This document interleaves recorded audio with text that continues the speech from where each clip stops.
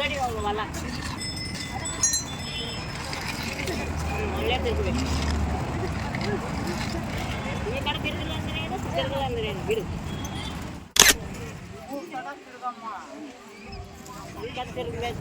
ಬಲಕ್ಕೆ ತಿರುಗಿದ್ರೆ ಒಳ್ಳೇದಾಗುತ್ತೆ, ಎಡಕ್ಕೆ ತಿರುಗಿದ್ರೆ ಒಳ್ಳೇದಿಲ್ಲ. ತಿರುಗದೇ ಇದ್ರೆ ಮಾಡೋ ಕೆಲಸ ನಿನ್ನ ನೆನ್ಕೊನೆ ಕೆಲಸ ಆಗಲ್ಲ. ತಿರುಗದೇ ಇದ್ರೆ ತಿರುಗಿಲ್ಲ ಅಂದ್ರೆ ಒಳಗಡೆ ತಿರುಗುತ್ತಲ್ಲ ಅದು ಒಳ್ಳೇದು. ಫಸ್ಟ್ ಆ ಕಡೆ ತಿರುಗೋದಿಲ್ಲ ಒಳ್ಳೇದು. ನಾನು ಈ ಕಡೆ ನೋಡುವನೇ ಬೇಡ, ಒಂದೇ ಕಡೆ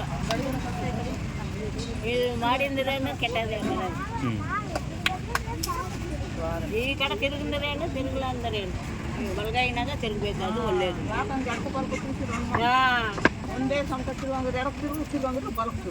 ಮೂರು ಸಾರಿ ಎಲ್ಕೈನಾಗನ ಬರ್ತಾರೆ ಅಂದರೆ ವೆಟ್ರಿ. ಈ ಕೈ ಬೇಡ, ಈ ಕೈ ಮಟ್ಟು 3 ಸಾರಿ.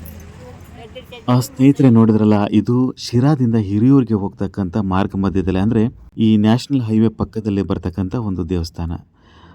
ಸೊ ಅಲ್ಲಿ ದ್ವಾರಾಳು ಅಂತ ಹೇಳಿ ಒಂದು ಗ್ರಾಮ ಬರುತ್ತೆ. ಆ ಒಂದು ಗ್ರಾಮದಲ್ಲಿ ಉಡಿಸ್ಲಮ್ಮ ಅಂತೇಳಿ ಈ ಒಂದು ದೇವಸ್ಥಾನವನ್ನು ಕರೀಲಾಗುತ್ತೆ.